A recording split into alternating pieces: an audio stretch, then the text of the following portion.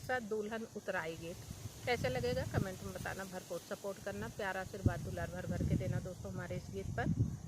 ये बहुत दिनों से फरमाइश आई है, मैं गा नहीं पाई, तो आज मैं आप लोगों को फरमाइश पूरी कर रही हूँ। आप लोग सुनना और ज़्यादा से ज़्यादा आशीर्वाद देना।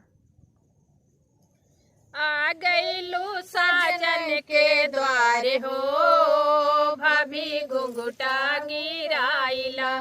आ गईलू साजन के द्वार हो, भाभी घुंघटा गिराइला। घुंघटा गिराइला भाभी घुंघटा गिराइला। घुंघटा गिराइला भाभी घुंघटा गिराइला।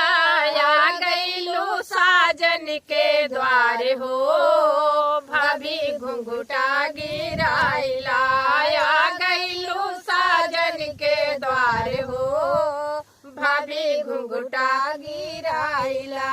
अगल बगल तोहरे ससुर खड़े हैं। अगल बगल तोहरे ससुर खड़े, बिचवा में सासू तोहार हो, भाभी घुंघटा गिराइला। बिचवा में सासू तोहार हो, भाभी घुंघटा गिराइला। आया गईलू साजन के द्वार हो, भाभी घुंघटा गिराइला। आ गईलू साजन के द्वार हो, भाभी घुंघटा गिराइला। परछन करत तोहरी सासू सोहागिन, परछन करत तोहरी सासू सोहागिन। भरी भरी दे आशीर्वाद हो, भाभी घुंघटा गिराइला। भरी भरी दे आशीर्वाद हो, भाभी घुंघटा गिराइला।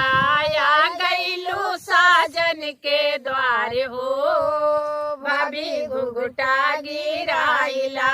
आ गईलू साजन के द्वार हो, भाभी घुंघटा गिराइला। अगल बगल तोहरे ननदी खड़ी है। अगल बगल तोहरी ननदी खड़ी है, बिचवा में सजना तोहार हो, भाभी घुंघटा गिराइला। बिचवा में सजना तोहार हो, भाभी घुंघटा गिराइला। आ गईलू साजन के द्वार हो, भाभी घुंघटा गिराइला। आ गईलू साजन के द्वार हो, भाभी घुंघटा गिराइला। देखी देखी जेठानी, देखी देखी जेठानी खुश भइली।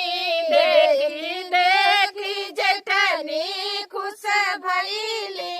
ससे भय ससुर के लोग हो, भाभी घुंघटा गिराइला। खुश भइले ससुर के लोग हो, भाभी घुंघटा गिराइला। आ गईलू साजन के द्वार हो, भाभी घुंघटा गिराइला। आ गईलू साजन के द्वार हो, भाभी घुंघटा गिराइला। चांद के जैसन चमकत रही हा, चांद के जैसन चमकत रही हा। घरवा में हो लाया जोर हो, भाभी घुंघटा गिराइला। घरवा में हो लाया जोर हो, भाभी घुंघटा गिराइला।